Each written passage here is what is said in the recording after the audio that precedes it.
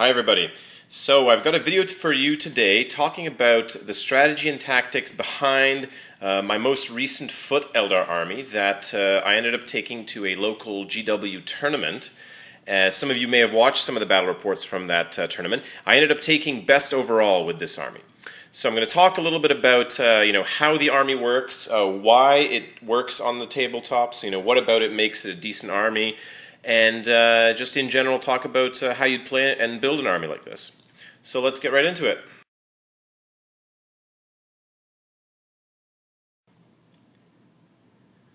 Okay, so the first thing you'll notice about this army is that it has no aspect warriors. That's not to say that you can't use aspect warriors in your Foot Eldar army. I mean, you definitely can. This particular army just doesn't have that. The reason for that is I wanted to maintain a theme of kind of guardians and wraith troops, but also I just didn't have room for aspects in this army, and the troops that I do have in this particular army serve all of my needs for troops. I don't actually need any other troops in this army, at least the way that I like to play it. So what are the troops? 2 squads of guardians. I'd love to fit more of these, but it's very hard once you start putting points into extremely expensive things, which you'll see in a second. But 2 squads of guardians. 1 squad I was able to afford a Warlock to give them Embolden. Embolden's a great little power to have. It lets you reroll your leadership checks, which you may question, why do I have this guy if I have the Avatar? Because the Avatar creates a bubble that gives complete fearlessness to any Eldar units within 12 inches of him.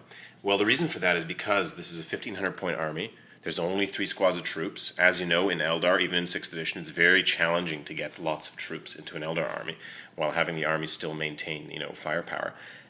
So, you might have to separate the army out. You can't guarantee that your Avatar is always going to keep the fearless bubble going on both squads of guardians. So these guys, I've given them a much longer range weapon, a 48-inch missile weapon. So that way, these guys can be my backline objective holders, whereas they might actually move up a little bit with the Avatar. So I've got 2 squads of guardians. One has an Eldar missile launcher, great weapon because it fires against vehicles that are armor 12 or below pretty effectively. I mean, theoretically, it could hurt armor 13 or 14, just don't rely on it too much. And it also has a secondary mode where it blows away infantry. Great little weapon. And on this squad, I've put a Bright Lance. Why would I take a Bright Lance? Single shot, expensive gun on ballistic skill, 3. When you can take like a Scattered Laser. Well, Scattered Laser is great. I do like taking it on my Guardians. In this particular army, though, as you've noticed, I have tons of Scattered Lasers. Scattered Lasers here, Scattered Lasers on both of these guys. I do not need any more Scattered Lasers in this army. So I like having a unit of Guardians, which are extremely cheap. For in this case, I've taken 11 of them. Being able to blow away a Land Raider, to at least threaten a Land Raider, it really changes your opponent's thinking pattern when he realizes, wow, these guys can actually blow away a vehicle. Same thing with those guys, right? My most important troop choice in this army is the Wraithguard. These guys become troops, even though they're elite. They become troops when you buy them a Spiritseer Warlock, and you field them in a unit of 10.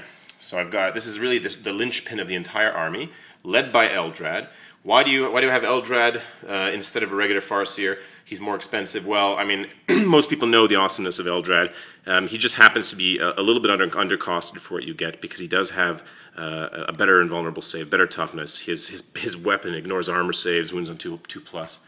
Pretty awesome stuff. But most importantly, allows you to not only fortune these guys, but also fortune the Avatar, or maybe fortune a unit of Guardians, or fortune a Wraithlord, depending on what's nearby. As well as using a 3rd power, which is often going to be Guide for the Warwalkers. As long as those Warwalkers stay within your range, you're going to be guiding them almost every turn, I guarantee you that. You have other options of other powers too, but the main thing is to fortune this unit. If you field a Wraithguard in a unit of 10 with a Spiritseer, you have to give them Conceal. That is the only power that makes any sense to give these guys. If you get into combat, does Enhance going to help you? Sure, a little bit, but you might not make it to combat if you don't have the 5+ save. And the reason for that is you need these guys to push forward. They are your push forward troop. These are the guys that move and encroach into the opponent's territory because they are resilient, they are tough, they have amazing guns, they can hold their own in combat. Eldrad can cut them almost out of any combat, and if that doesn't work, there's an Avatar nearby, or maybe a Wraithlord of some kind nearby, ready to help cut them out of combats they don't like being in.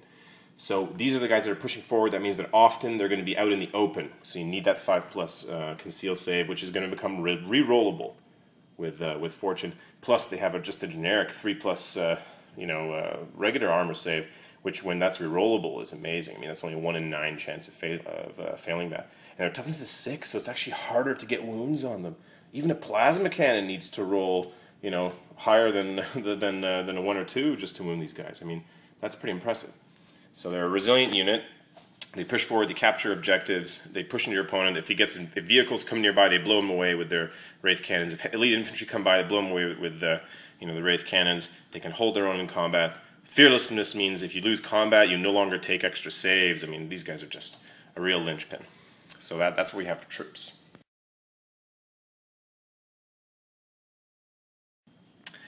Now, HQ really quickly, we've already talked a little bit about, we talked about Eldrad. You take him because he gives you, not only does he give you lots of extra powers, potentially 2 fortunes or 2 guides. I mean, just amazing that way because of the special gear that he has. But most importantly, he is a really good melee character. He can actually cut things out of combat because he wounds things so easily and he ignores armor saves. Second HQ is the Avatar. Avatar, for this particular army, it's sort of a monster mash style. You've got 2 monstrous creatures, high toughness, another monstrous creature, high strength and toughness. Avatar's a thug. I mean, if you haven't watched my tactics video on the Avatar, I do recommend you taking a look. I mean, I really go over this guy, but he's just an absolute thug. I really challenge you to find anything that is better than him for his point cost. He only costs 155 points, and he can take on things that are twice that many points with ease. With ease, seriously, when he's fortuned. He can do all that. So just a great fighter, a great thing to throw into your, into the fray, push him into your opponent's army, force your opponent to fire at him, and even then, it might all be for nothing if he can keep re-rolling that 3+ or 4+ invulnerable and making those saves. A great thug in combat. So, the HQ section is very meaty in this army. It's a lot of points spent in them, but they're very, very meaty. Eldrad supports the entire army with powers while also being an amazing melee combatant. And the Avatar is just a thuggish melee combatant. Really par none. Amazing guy.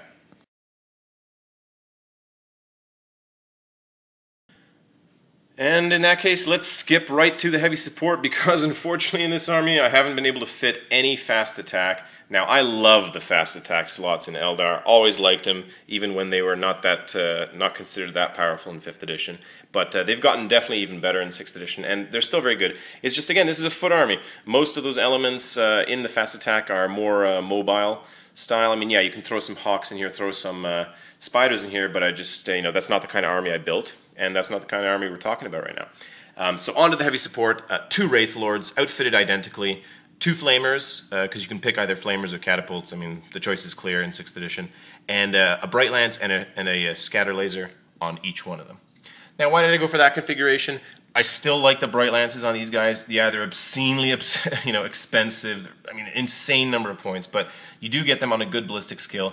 And it's important to have some ranged threats, some kind of way to threaten armor 13, predators, or vindicators, or land raiders from far away. You need to have some kind of way in your army to threaten those kind of things. You don't necessarily need to blow them up turn 1. You don't need to blow them up necessarily from far away, but you need to be able to at least force your opponent to deal with them. If you have an army that has nothing but scatter lasers, then if an opponent has a lot of armor 13 or higher vehicles, he's just going to completely play differently. He's going to sit back and blast you. He's not going to be active. He's not going to force his way up to the board to take objectives because he knows that you can't even touch him from range, that you're going to be forced to move at him. If you can threaten him with credible threats like bright lances fired at ballistic skill 4 off of platforms that are very hard to destroy. It's a lot harder to kill these guys in 6th edition than it is to kill a single vehicle that might have a bright lance. So that's going to change your opponent's thinking, and it's going to give you options. And that's not to say that sometimes you actually will blow up vehicles with those bright lances, just as you will with the bright lance on these guys on occasion. So that's why I've given that. And now the second weapon in 5th edition, I tended to go with the missile launcher because it has very good range. It also is strength 8, just like this gun, so it kind of has a synergy there. That is still a great choice, but in this particular army, after looking at all my options, I realized I needed ways to at least threaten flyers or to be able to just keep pumping out firepower. Strength 6, 4 shots, never a bad thing, and that helps me against armor 11 and 10 transports as well. So I'm not just stuck firing a super, overpriced strength 8 gun at a rhino. I also have some strength 6 shots that can really put the hurt on it. And on top of that, with if a flyer comes on the board, Storm Talon or something, then at least I have more shots to try to get those 6s to hit it. Because as we know, Eldar has no Skyfire weapons yet. And in a tournament, I knew I was going to very likely have a chance of facing flyers. In this particular tournament, I actually didn't end up facing any flyers because all the armies of flyers just kept losing. So I didn't actually end up facing them because I had a winning record. But them's the breaks. That was a little bit of luck there. And the last element in the heavy support is the Warwalkers. I love these guys. Have always loved them. I mean, they're my staple unit in a lot of my armies in 5th, and they're going to continue that way in 6th. Now with Overwatch, you can't even assault these guys, credibly very often. So tons of shots, good against flyers, especially if they're guided or prescienced. If you just choose that for a game, they blow away squads of guys just as easily, and they slaughter monstrous creatures. So they're a great unit if you protect them.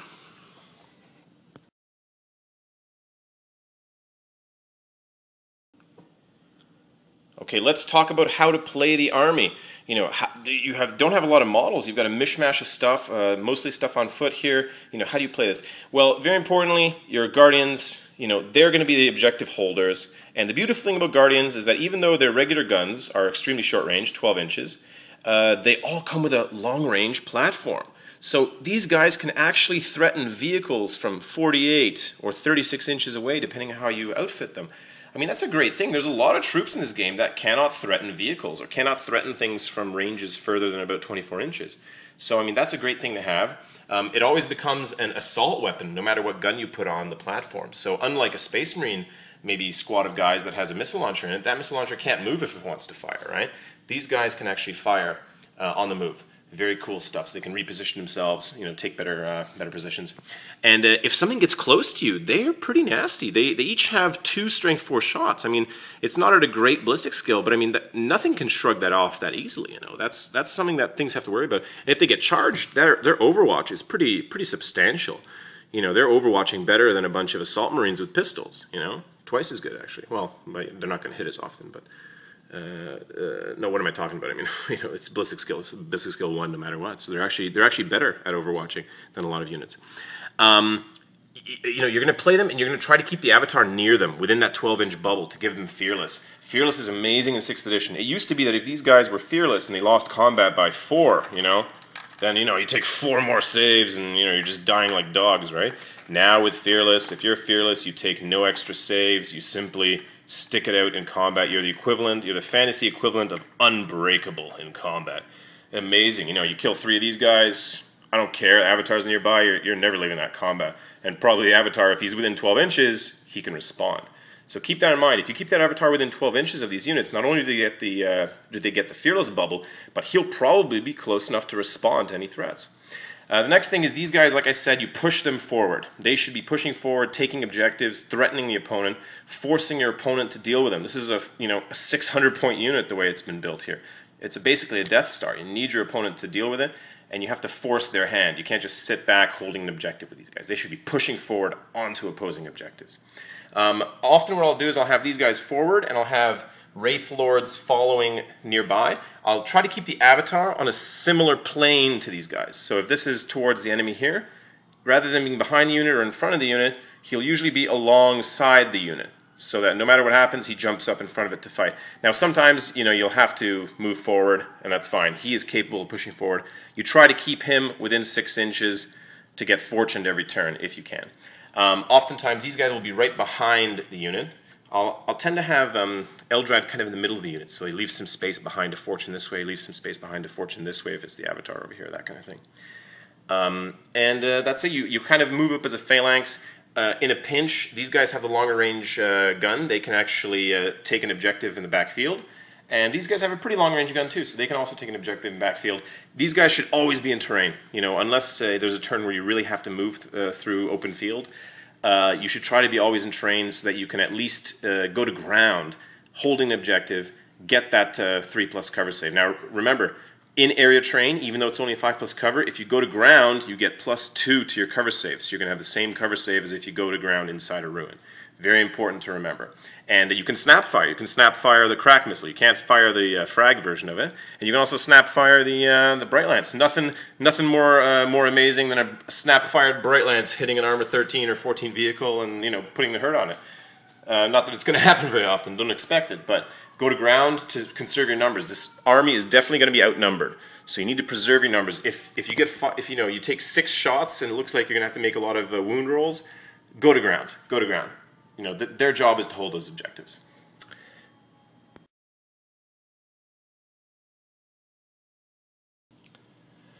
Okay, why does the army work? You don't have a lot of numbers. You have a lot of really expensive things in it.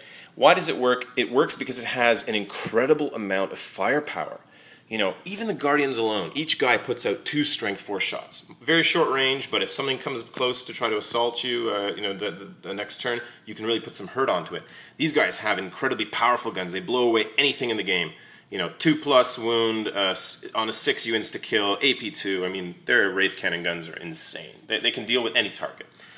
These guys are very resilient. Even Meltas need a 4+ just to wound them, even if they manage to get through you. And now with the rules for area terrain, monsters can get a 5+ cover save very, very easily. Plus, with 25% coverage near a ruin, you can get a 4+ cover save pretty easily. Very hard to kill. They fight in melee extremely well. They beat up vehicles well. They shoot well. They do everything well. Make sure you're keeping this guy nearby within 12 inches or Eldrad within 6 inches, because that's going to prevent them from making Wraith Sight rolls. So you got to try to position this guy. This is the magical guy right here, the Spiritseer. You got to make sure you're positioning him. This distance is almost exactly 12 inches in both of these directions. I've already pre-measured it. So I'm already kind of showing you what that is going to look like. The Warwalkers are an insane firepower unit. Your opponent knows that, so he's going to be gunning for these guys. So protect them. Make sure they always have some kind of cover save. Even if it's just a 5+ cover save, take that cover save. Keep them at the maximum of that 36-inch range. Any target you engage should almost always be at the 36-inch range, maximum of these guys. Don't be moving them into the middle of the board. The early turns you'll probably get to guide, but later turns, don't sacrifice moving these guys forward just to be able to guide them. It's not worth it, believe me. Keep them out of the range of your opponent's 24-inch weapons. Force him to fire, a missile or a Bright Lance or a las cannon at these guys and risk, coming up against a 4+ or a 5+ cover save. Force your opponent to waste his good guns on these guys, if at all, right? Don't let him get free shots from strength 4, 5, and 6 weapons. Keep them back. Why does the movie... So, I mean, you've got so much firepower from that. You've got a lot of firepower from these guys. This guy obviously doesn't shoot, but he's a great melee combatant. You have a ton of melee threats in this army, which is very unusual for most Eldar armies. You've got 4 things in this army that can just really kill things in melee. And this unit here can really hold up in melee. Plus, these guys with Fearless can hold up pretty well as well. So you actually have a very interesting army that is good at shooting. It's actually excellent at shooting and quite good at melee as well. So, that's something to really think about.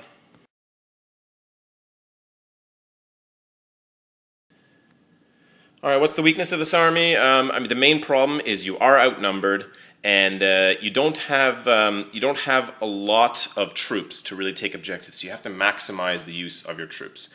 This means you're not going to be able to take every objective on the board. You've got to pick and choose the right ones that you're going to attack and that you're going to defend, and stick to those. Use the monstrous creatures in the army to protect the Guardian squads and to protect these guys from getting tied up in melee. Now, these guys are very hard to kill in melee, but they can be tied up. You do not want these guys tied up away from an objective. You at least want to be contesting that objective, because you'll probably get cut out eventually by Eldrad, or some other support. But don't get tied up and with no support, off an objective somewhere. The other weakness of this army is that these guys can be pretty severely hurt by large templates, or templates that have AP2 and they're high strength.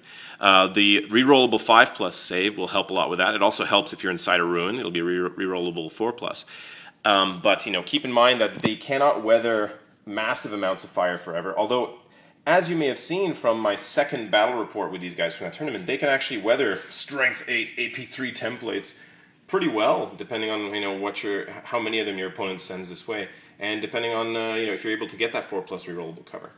The other problem is Chaos has, I think it's Wind of Chaos or Breath of Chaos. The template, it's like a Flamer template. It ignores your armor, ignores your cover, and it ignores your toughness. It simply wounds on a 4+ no matter what. So if they deep strike in a bunch of Flamers of Tzeentch, and you know, they hit like, you know, each template hits 6 guys, 18. I mean, that's going to be 9 dead guys instantly. You know, the only chance is to hope that Eldrad is closer and he can, you know, he can tank some of those saves with his 3+ rerollable. But you know, that Wind of Chaos can literally wipe out this entire unit in a single volley. So keep that in mind. That's a real thing to worry about. Of course, your opponent might scatter away. He might not land right where he needs to, and he might just roll badly. Maybe Eldrad will be closer. But, you know, there's a lot of maybes. A lot of maybes. My experience is usually if a bunch of Flamers get near this unit, they wipe out the entire unit in one shot. So be ready for that. Keep in mind, he has an invulnerable save, and we have an invulnerable save here, so try to split them up. If you're playing against a Chaos guy that has Flamers, try to split them up so one guy takes one side, the other guy takes the other side, so eventually maybe you can save some wounds, you know, by having them be the closest. Keep that in mind. Alright guys, so that is it for this. Just a quick little roundup of this recent army, just you know, going over it, how it works, why it works, and giving you an idea of how to play a similar type of army. Again, this is just one type of way to play Foot Eldar. I'm not saying this is the only way, so don't expect that, but this is just one way that tends to work for me. I've been playing a very similar type of build for a long, long time. And I hope you enjoyed this video. Keep watching.